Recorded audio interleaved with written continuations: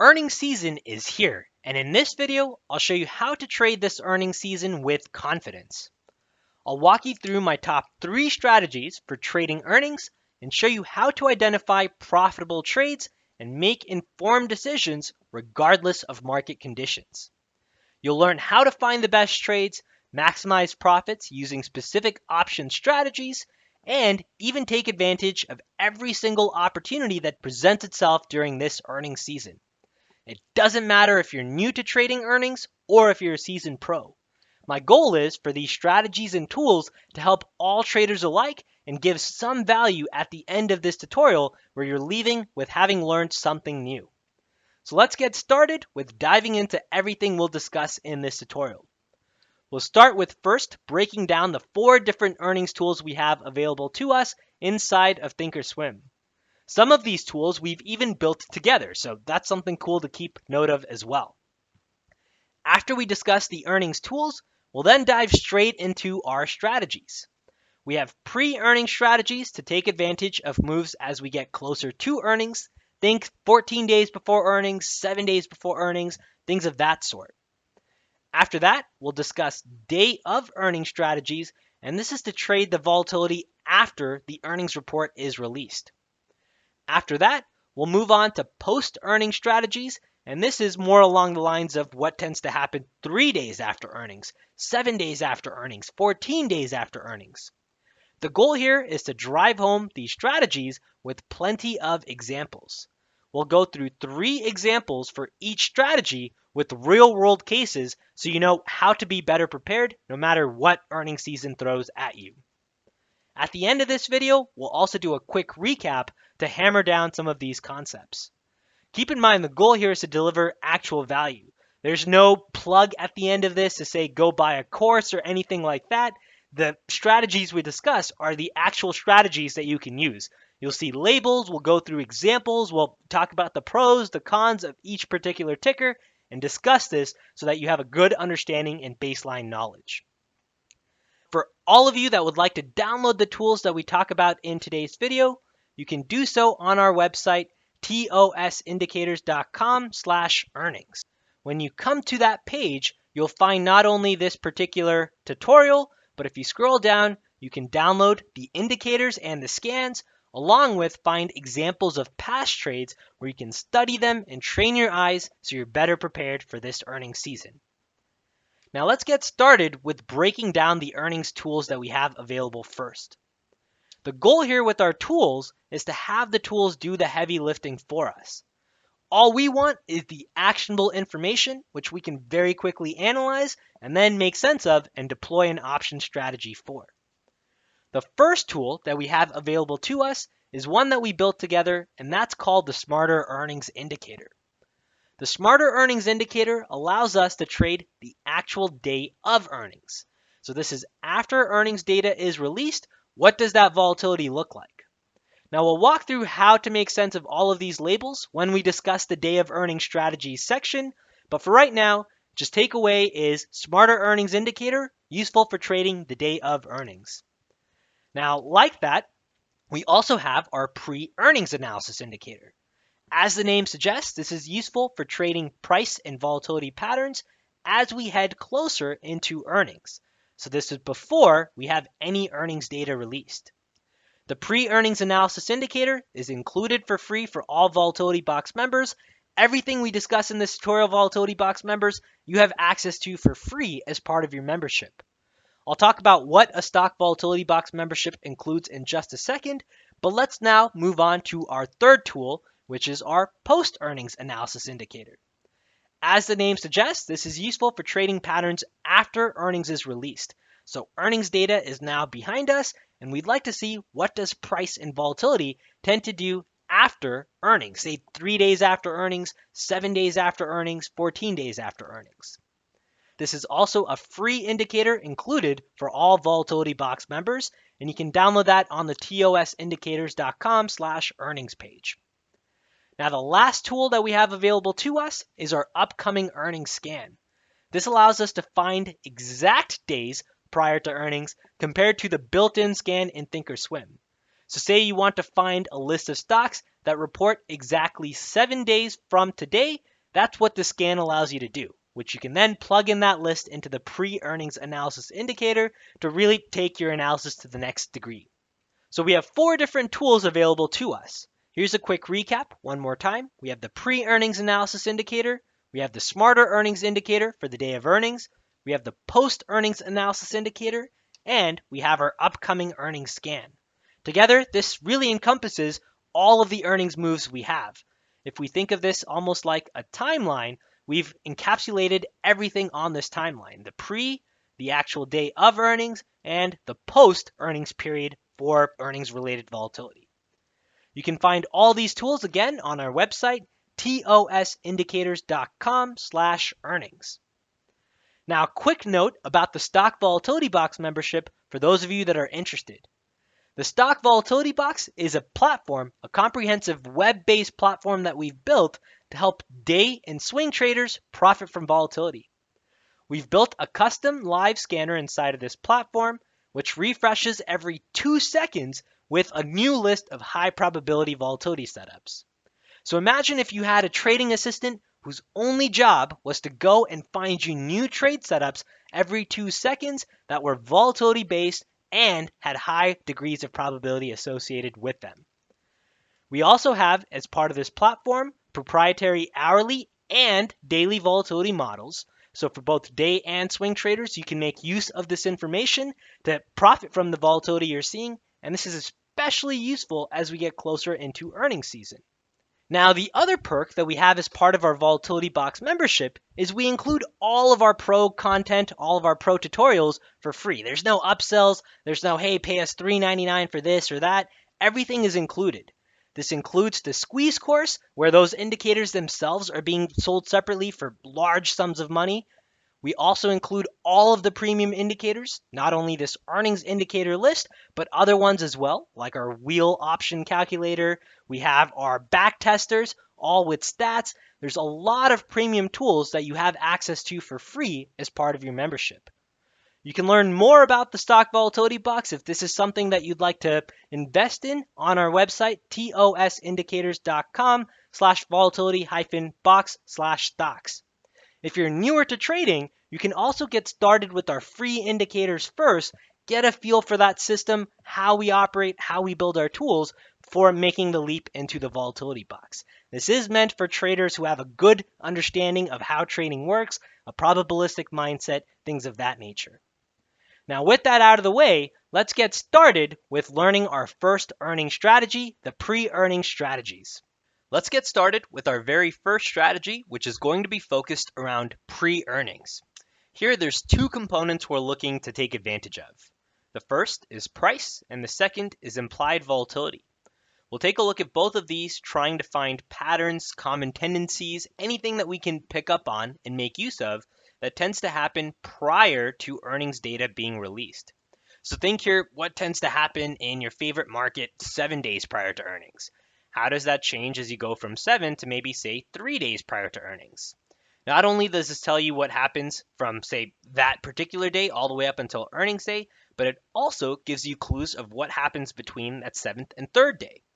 The whole idea in this strategy piece here, the pre-earning strategy, is any one of these trades takes place before the actual earnings data is released. So we have a good deal of uncertainty that's still up in the air.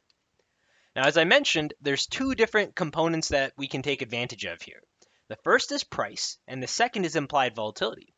In both of these, we're looking to try and find what tends to happen prior to earnings.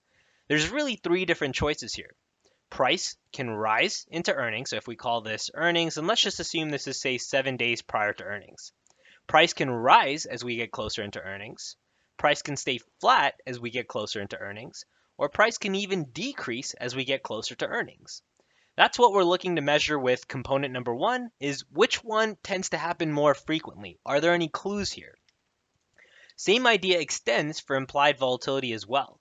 Does implied volatility tend to rise, which is something fairly common inside of tech stocks? As the volatility rises, the vega component of any options you have rises, which means even if, say, price stays flat, but implied volatility increases, there's still opportunity there that you can capitalize on. So that's what we're looking for with implied volatility. Or does it instead tend to fall or even stay flat, which might suggest other strategies outside of, say, being a buyer of premium or a buyer of Vega as part of the options Greeks? In both of these components, we're not only interested in what tends to happen with regards to rise, fall, or flat, but we're also interested in how much. What is the average there? So say, for example, implied volatility does tend to rise. By how much does volatility rise? Is it a small amount, like let's say 2 to 3%, or is it something much larger, like say 15%? That in itself will give you clues as well around the type of option strategy you'd like to build. So using this piece of information, here are all of the different permutations we have available to us. This is both around price and implied volatility. Price can increase and implied volatility can increase as well. If that's the case, now we know that, hey, we would like to be long deltas and we would like to also be long Vegas. Our second option here is price can increase, but implied volatility may actually decrease. In that case, we're still looking to be long the delta. However, this time for Vegas, we don't want to be long. In fact, we'd like to be short volatility since we know that volatility tends to decrease as we get into earnings. Number 3, price can increase, but volatility can stay flat. And in that case, we would again want to be long deltas, but neutral Vega. We have no bias there. Now, similarly, we can flip this on its side. So instead of price increasing, price can now decrease. And we have the same 3 permutations here for implied volatility. It can increase, decrease, or stay flat. For our Greeks there, if price tends to decrease, then we'd like to be short deltas, and the Vega will depend on if volatility tends to increase, then we'll be long. If volatility tends to decrease, we'd like to be short the Vegas, and if volatility tends to stay flat, then we really have no bias there one more time. The last permutation we have is one in which price stays flat and implied volatility stays flat. We don't see this too often, but this would be a scenario in which we have really no bias. It's a neutral trade. We'd like to be delta neutral, Vega neutral, and there's really no bias one way or the other in terms of price or implied volatility. Now let's take a look at some real examples to bring this together. The first one we'll take a look at is Microsoft. And the reason I'd like to take a look at Microsoft, it's one of those that we've reviewed previously for actual earnings trades. It has a well-documented tendency of implied volatility and price tending to rise as we head into earnings. So let's take a look at the 14 days prior to earnings data using our pre-earnings analysis indicator in Microsoft. Here's what the labels will plot. We see that this is 14 days pre-earnings in the symbol Microsoft, and our price analysis is inside of the yellow labels, and our implied volatility analysis is inside of the green labels. Now inside of price analysis here, we can see that price tends to rise 16 times, or 80% of the time, and it tends to fall 4 or 20% of the times out of the last 20 earnings. That means 80% of the time, we know that our bias is towards the long side as Microsoft heads closer and closer to earnings. We also know on average that move is right around 4%. So it gives you an idea of what you're looking to expect, where you might be taking profits if, say, Microsoft does move that 4%. Now take a look at the average if price tends to fall.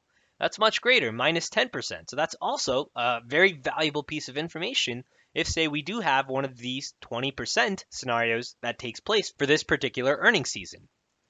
Now our second component here is implied volatility. Implied volatility, very similar to price, tends to rise as we get closer to earnings 70% of the time, and that implied volatility rise is fairly noteworthy, 27% almost. Now implied volatility tends to fall 6 times or 30% of the time, and on average that fall here is a little bit less than what implied volatility tends to rise as we get closer into earnings, 27 compared to minus 10%. Now, if we try to dumb down all of this data into the key takeaways here, here's what I would summarize this as. Price tends to rise into earnings 80% of the time, and on average, that's about a 4% increase. Implied volatility tends to rise into earnings about 70% of the time, and a 27% increase on average. That means using our table, we'd like to be long deltas and long Vegas. And an option strategy that allows us to do exactly that is something as simple as a long call. When we're long calls, we are long deltas and we're also long vega as part of that call. So that's a very simple way to take this piece of earnings information, this pre-earnings tendency in Microsoft, and dumb that down into a strategy that you can actually make use of and profit from this information with. Now let's compare what tends to happen in Microsoft as we get closer to earnings. So now we're looking at 7 days to earnings. Now, as I mentioned earlier, keep in mind that this not only gives you information of what happens from, say, 7 days prior to earnings. So if we were to mark this out, this would be 7 days, but it also gives you information of what's likely to happen between that 14 and 7-day period as well. You can really infer that piece of information by both running this for 14 and 7 days and using the difference there to try and make some educated guesses. So let's now review the same thing with Microsoft, but this time 7 days prior to earnings. Here, as we head closer to earnings, that number drops from the 80% we saw to 55% in terms of Microsoft tending to rise as we get closer. The average move is also a little bit smaller, but that's to be expected given that we're now having less time, half the time, as we get closer to earnings. If anything, you can infer that the move from 14 to 7 days is more about the volatility compared to, say, price as of right now. Now, as we get closer, we can now switch gears to the implied volatility analysis, and there we see implied volatility still continues to rise a healthy amount of time, 75% of the time compared to what we had here, which was just 70%. The implied volatility average increase, right around 16%. Tends to fall 25% of the time, and same idea here, tends to fall a little bit less, minus 7.53%. So if we were to summarize the 7 days prior to earnings here, we have a less frequency in terms of price rising compared to what we saw 14 days prior to earnings. For our implied volatility, we see around the same tendency with implied volatility tending to rise into earnings about 75% of the time this time. If we were to now combine all this information, 7 days prior to earnings, our delta position changes. Instead of really having a preference towards being delta long here, we're instead switching to being more delta neutral. However, for Vegas, we still have a bias towards the long side. An option strategy that allows us to take advantage of this would be something like a long calendar spread. So you could turn this call into a calendar spread if, say, you needed to adjust a trade, or if, say, you were looking at initiating a new position. Well, now, instead of looking at just a long call, you're looking to try and actually be a little bit more delta neutral and sell an option against the long option that you have as well. So this is an example of Microsoft, but let's take a look at a few others that are not tech stocks as well. And hopefully more examples really drives this down in terms of how to use the pre-earnings analysis indicator. Example number 2 is going to be inside of Johnson & Johnson. And in all of these cases, I'm looking at a 5-year look back, but you can adjust that inside of Thinkorswim if you'd like. Maybe instead of 5, you'd like to look at 20 years. Maybe instead of 5, you're looking to narrow that down to only 1 year and study the bear market. Whichever way you'd like, you can change the time frame based off of your preferences. Now for Johnson & Johnson, let's start here with 7 days prior to earnings. We'll review the same piece of information here. Now 7 days prior to earnings, Johnson & Johnson tends to rise 65% of the time, on average about a 3% rise, tends to fall about 35% of the time, on average about a 2% fall. So more or less even there, 65, 35, a little less compelling, but above the 50% mark in terms of price, having a tendency to rise 7 days into earnings. Now let's take a look at implied volatility, and you'll notice something different here compared to what we had in Microsoft. Here, implied volatility tends to rise only 25% of the time, and on average 12.39%. However, implied volatility tends to fall much more frequently here. 75% of the time, we see IV tends to fall as we get closer and closer to earnings, and on average, that move is about a 14% loss inside of the actual volatility component. So if we summarize this, price tends to rise 65% of the time, on average, a 3% increase. For our implied volatility tends to fall 75% of the time here, on average a 14% decrease. We combine that information together, use our table. We'd like to, in an ideal world, either be long deltas or delta neutral. 3% isn't as compelling as what we saw in Microsoft, which is why I've added the delta neutral, but the long delta is based off of what the probabilities are in terms of that 65% of the time. And in terms of volatility here, instead of being long Vega, we're looking to be short Vega, considering that volatility tends to decrease as we get closer and closer to earnings. So a strategy here that you might consider instead of anything like a long call might actually be something like a short iron condor. You're looking at price to stay inside of a fairly narrow range. This was what, a plus and minus 3% if you wanted to really chalk it up to that. And we also know that volatility tends to fall, and the iron condor would allow you to be a seller of that premium. Now let's compare what tends to happen as we get closer and closer to earnings. So now we'll take a look at the 3 days to earnings tendency here. 3 days to earnings, if we take a look at that price rising tendency, that's increased from 65% to now 80%. However, the average move there, much smaller, 1.83%. Again, gives you an idea of what tends to happen in these 4 days in between the 7 and 3. Now, price also tends to fall about 20% of the time here, 2.88%. In terms of our 7 days, we had a 2.18%, more or less even there. Let's switch gears next to implied volatility. Implied volatility here drops from that 25% to even lower, down to 15% here. And implied volatility here tends to rise 5.46%, but more likely tends to fall as we get closer into earnings, about 11.38% in terms of the actual IV value. So if we summarize this, price here tends to rise a little bit more frequently than the 7 days as we get closer to earnings. However, that rise, the average increase, is much less, 1.83%. Implied volatility tends to fall much more frequently, 85% of the time, and this is even more than when we compare it to the 7 days to earnings. If we digest all of this information from our Greeks, we'd, in an ideal world, again, like to be either long delta or delta neutral. Neutral purely because this is a fairly nominal move here, 1.83%.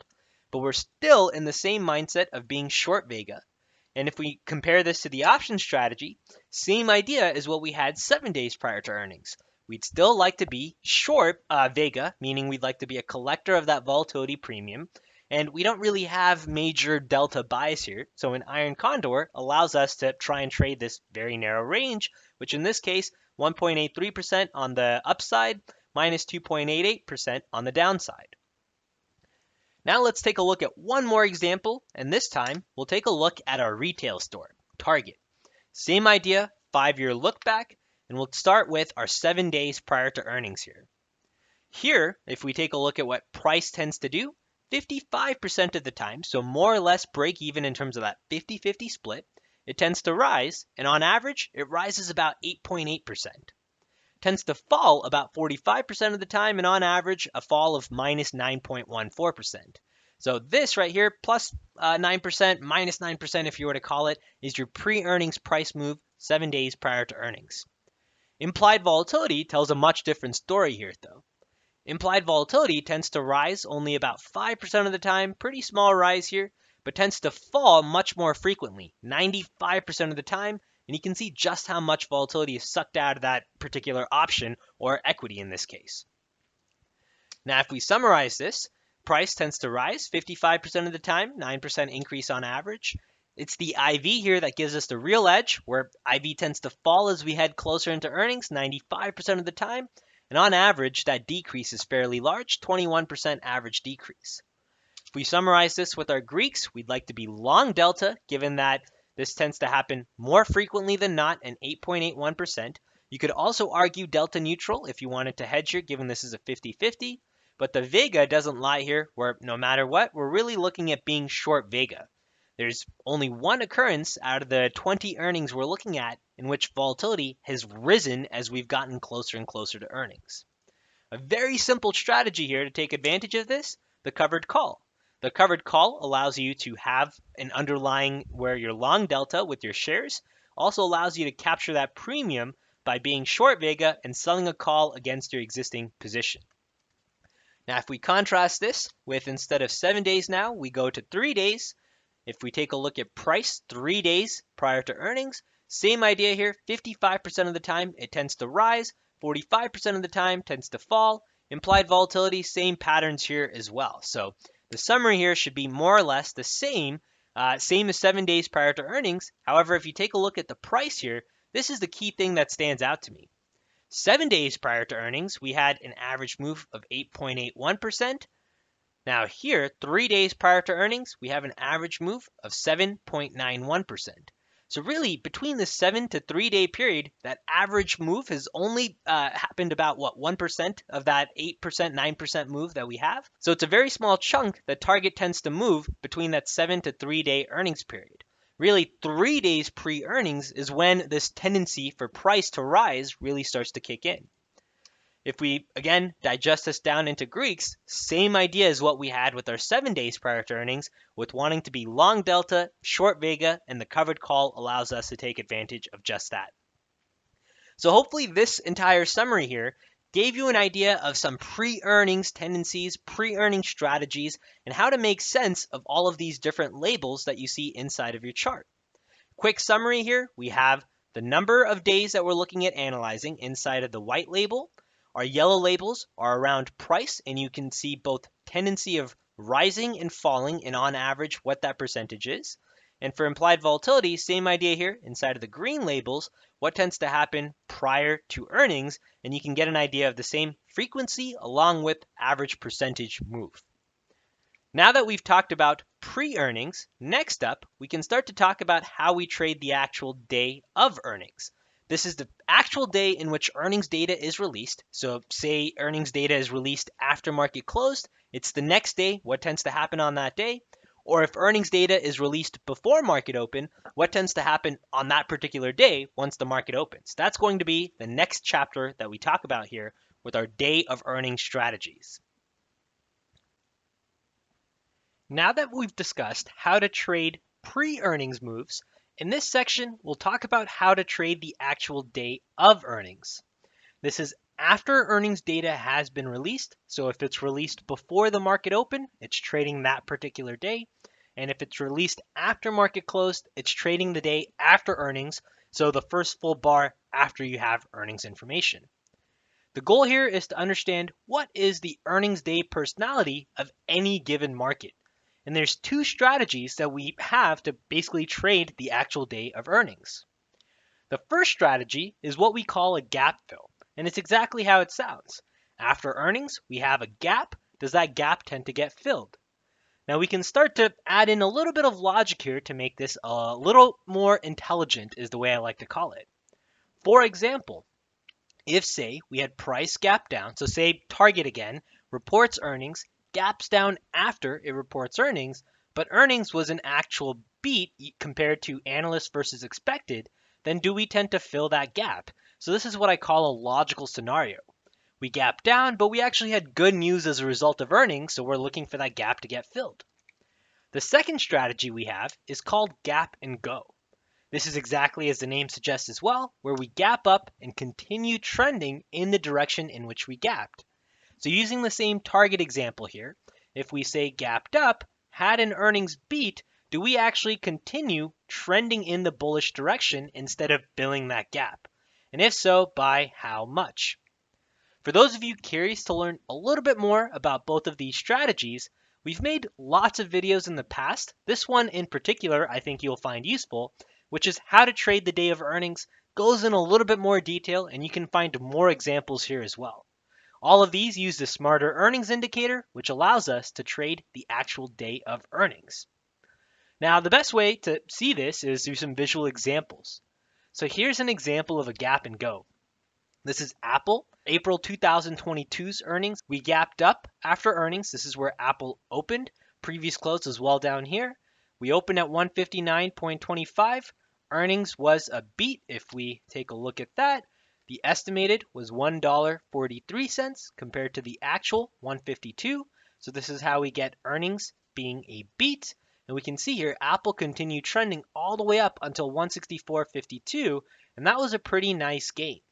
This is an example of a gap and go. Earnings was good, we gapped up, we continued trending in the direction in which we gapped. Now here's an example of a gap fill, the exact opposite. This is Lowe's.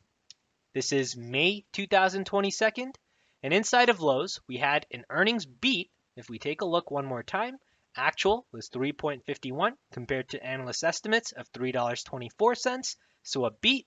Lows opened down here at 187.50. And if we take a look at what happens here, lows opens, it fills the gap. This is a small gap since we're looking at the previous candle's low here, but it still represents the idea of filling that gap in terms of where price was before earnings and where price ended after earnings.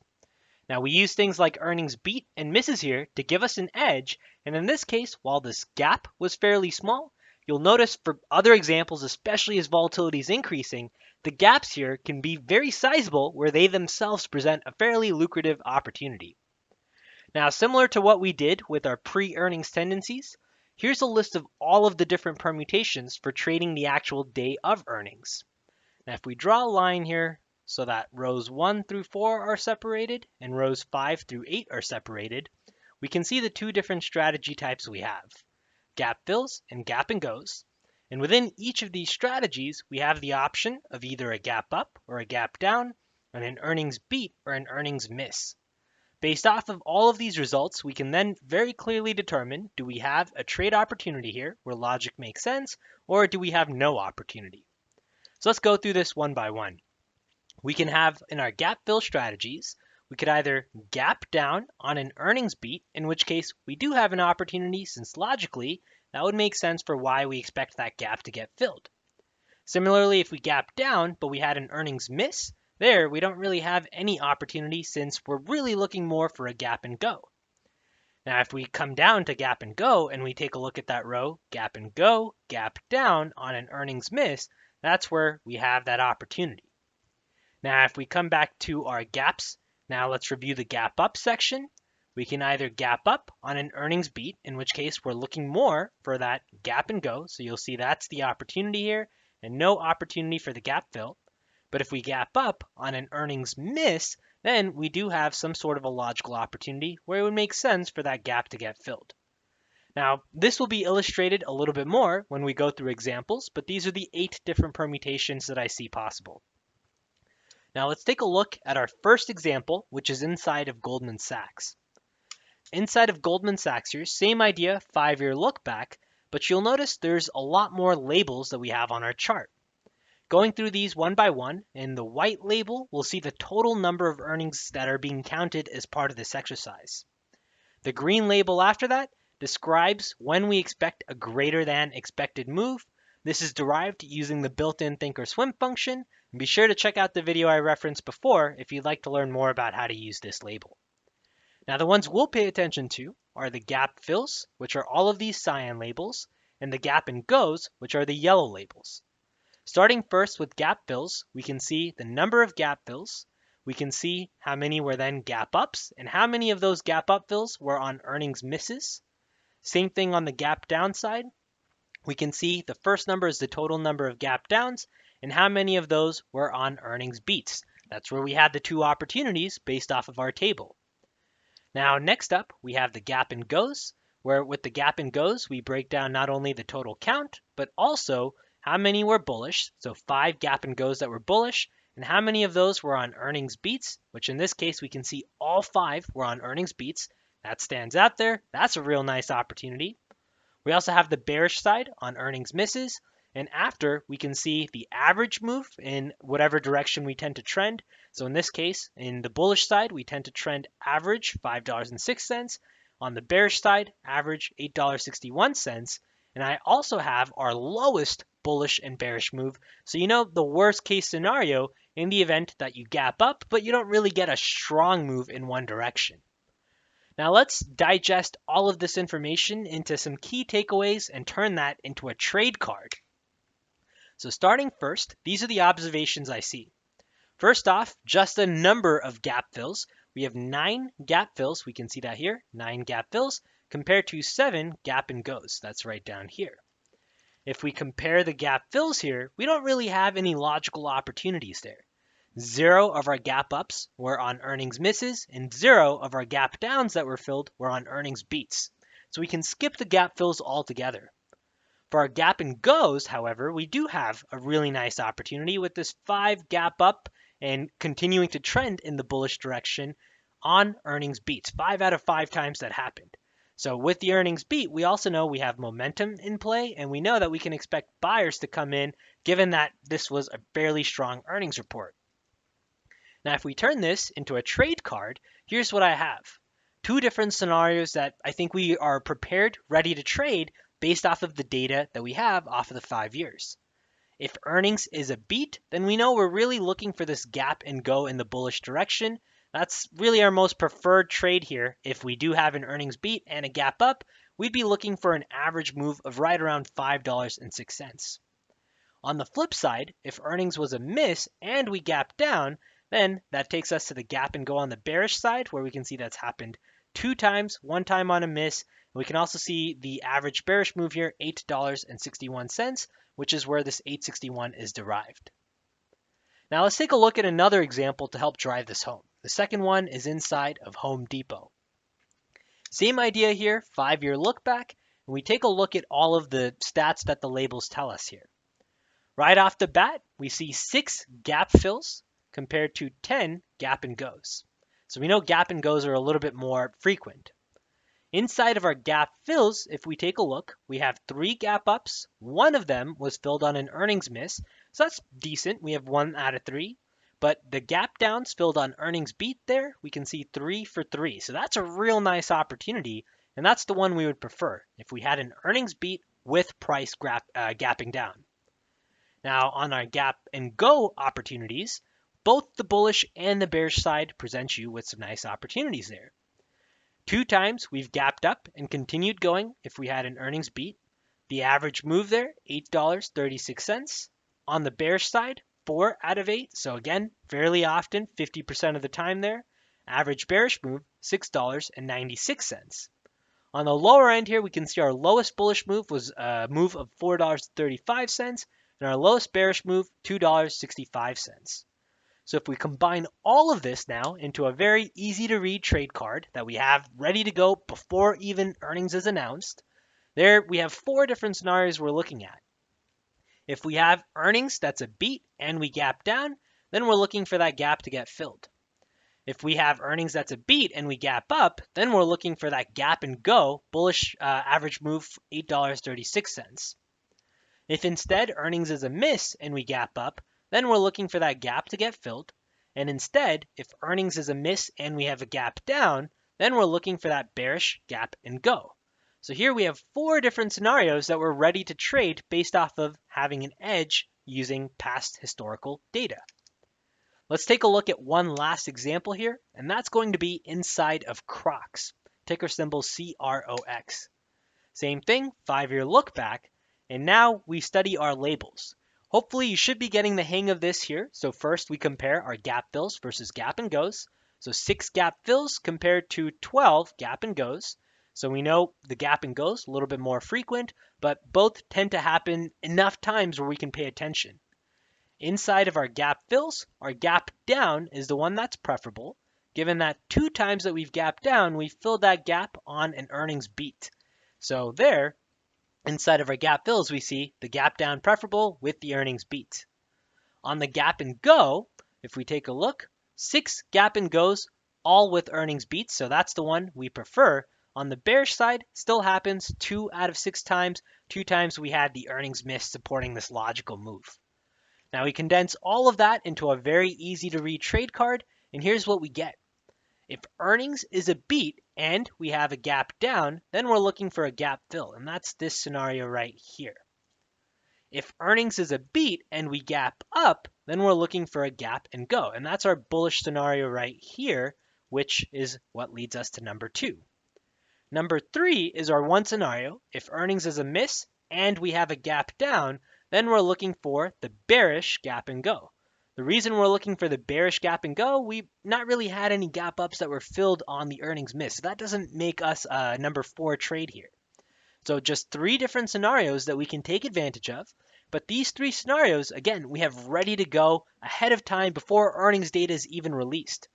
For those of you that like to trade only a handful of tickers, you can take this indicator, the Smarter Earnings indicator, one step further and have your research ready to go at the beginning of every earnings season.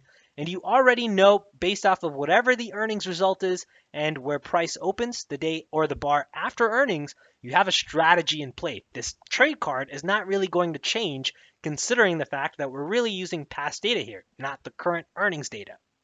So hopefully through this section here, you understood how to trade the actual day of earnings using the two separate strategies we have. We discussed gap fills and gap and goes, and in both of these scenarios, we have logical trades that make sense for us based off of what tends to happen with earnings and what tends to happen with price. Now, up until this point, we've understood pre-earnings tendencies and how to trade them. We've now understood the actual day of earnings tendencies and how to trade them. In the next section, we'll take a look at post-earnings patterns and tendencies. This is going to be very similar to what we had with our pre-earnings, where we look at price and volatility, except this time we already have earnings behind us. In this section, we're going to break down post-earnings strategies, and this is going to be very similar to the strategies we discussed for pre-earnings. The key difference here is earnings data is already behind us, so we don't have any earnings risk associated with this particular strategy. Now, if you think about it, as a result of that, you should also have less uncertainty as part of this particular section for any of the implied volatility discussions, meaning it would be surprising to see markets in which implied volatility tends to say continue to increase after earnings data has been released. Keep in mind this is not to be confused with the IV crush terminology that's often thrown around. That is more relevant for the actual day of earnings. In this particular one, we're looking at what happens after that IV crush has already taken place. What happens if you initiate an options position at that time? Now, similar to pre-earnings, there's two components we have available to us here. One is price, and there we're looking to see what happens to price after earnings. Does it tend to rise or fall? This should be familiar now. And the second component is around volatility. Same exact thing here. What tends to happen after earnings and post IV crush as well? That's not what we're concerned about here. Now, if we take a look at the different permutations, this is very similar to what we had in our pre-earnings discussion as well. The same exact metrics around delta and vega, same exact things we're looking at. What does price tend to do? Does it increase along with IV? Then we'd like to be long delta, long vega, and this is the same across the board. So I'll spare the discussion here since we've already done it, but here's a table to refresh your memory around the Greeks and what price and IV will tend to do. Now let's dive straight into examples here. And the first example I have is inside of Disney. Now inside of Disney, if we continue with the same 5-year look back here, let's start with what tends to happen 3 days after earnings. Now, 3 days after earnings, Disney tends to rise about 55% of the time, tends to fall about 45% of the time. The average rise here is 4.02%, the average fall just 1.81%. So you know that the rise is a little bit greater, but that split is still right down the middle at 50-50. Now, for our implied volatility here, implied volatility tends to fall 60% of the time, so that's much more probable, and we also see the average fall here right around 7%. If we combine these two pieces of information, we have a strategy in which we'd like to be delta neutral, given we don't really have any bias here, 55, 45, not really anything that screams out one direction or the other. And we'd also like to be short vega, given that we know implied volatility tends to fall about 60% of the time post-earnings. An example strategy here would be that iron condor that we discussed in the pre-earnings strategies as well. Now, what tends to happen in Disney if you expand this to 7 days after earnings? Now, keep in mind with our pre-earnings tendencies, we could gather some clues with what happens in between this period. The same thing is true here. If, say, we had earnings, we know that 3 days after earnings is right here, and we know 7 days after earnings is right here. While we know what happens between the 7 days in earnings period and the 3 days in earnings period, we can also gather some clues around what tends to happen in this middle gap here between that 3 and 7 day period. So if we see here what happens in that gap, we can see now price rising has increased in terms of probability from 55% to 65%. So we know that is a little bit more probable, where our bias is now more towards the long delta side. So that's number one, and we still have the same average plus or minus 4%.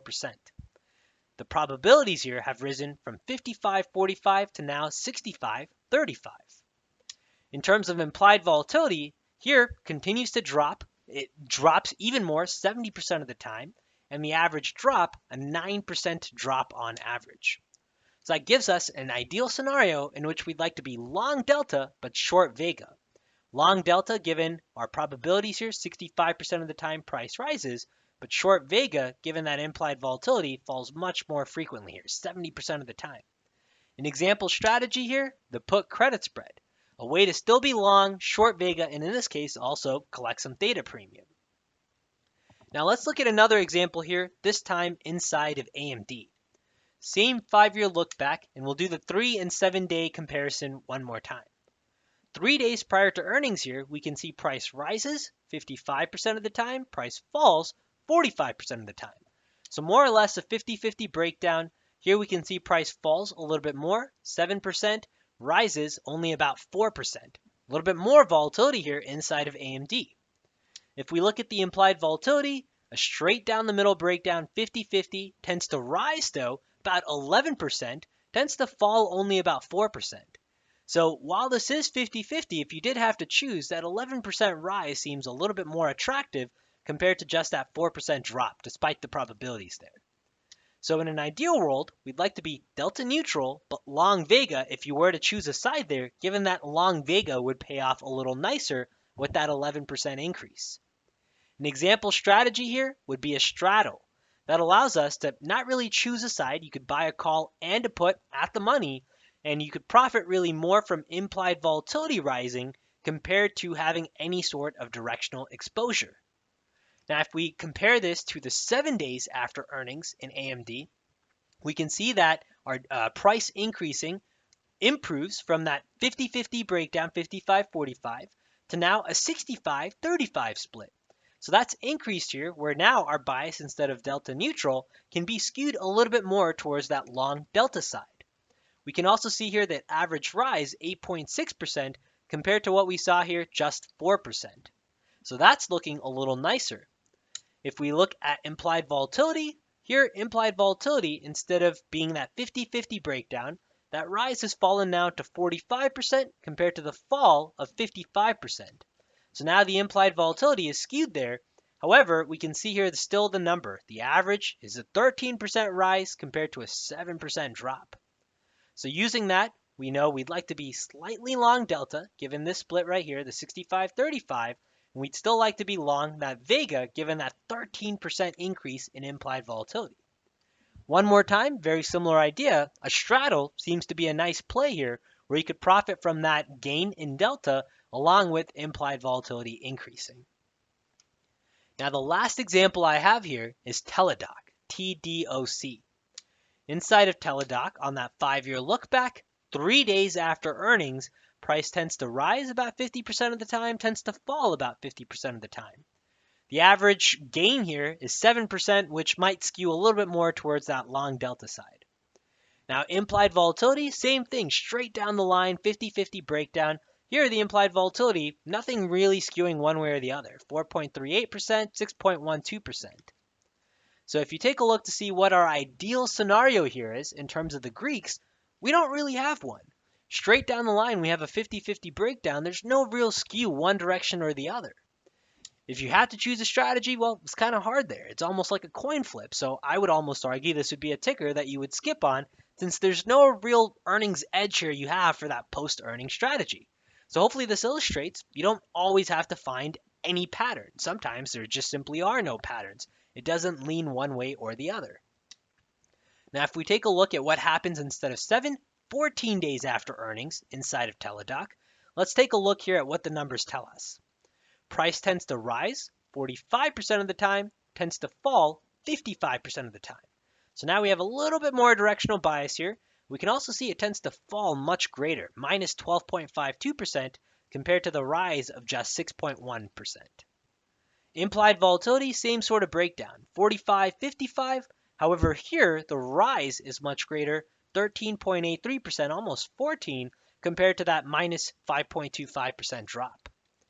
So if we summarize this, post 14 days, price tends to fall more frequently than it tends to rise. So we have a 45-55 probability there. For our implied volatility, here IV tends to drop more frequently, 5% drop, but that rise is a little bit more substantial. So one more time, can't really gather any clues there. I would like to be on the long side given the implied volatility increase, but the frequency is more that price or implied volatility tends to fall. We don't really have any sort of bias on the price side as well. In both cases, it's about a 50-50 split.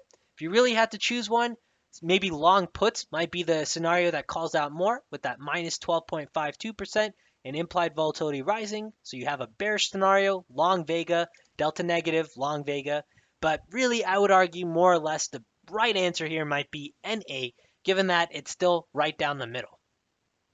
So hopefully through these three examples, you saw some scenarios of post-earnings tendencies in which implied volatility rises, some scenarios in which implied volatility falls, and TDOC was a good example in which we really just have no edge here. There's no edge across the board. Maybe it's one of those tickers you skip, one of those earnings plays, and you look for some better opportunities. Congrats to making it to the end of our earnings tutorial. Let's do a quick recap of the different earnings tools and the three strategies we discussed in this entire tutorial. Starting first with the earnings tools, we have 4 different tools available to us. The first tool is our pre-earnings analysis indicator. If we draw our timeline one more time with earnings right down the middle, the pre-earnings indicator allows us to capitalize on tendencies of price and volatility as we head closer into earnings. We took a look at some examples here. The most noteworthy one was Microsoft, in which we found some pre-earnings price and implied volatility patterns.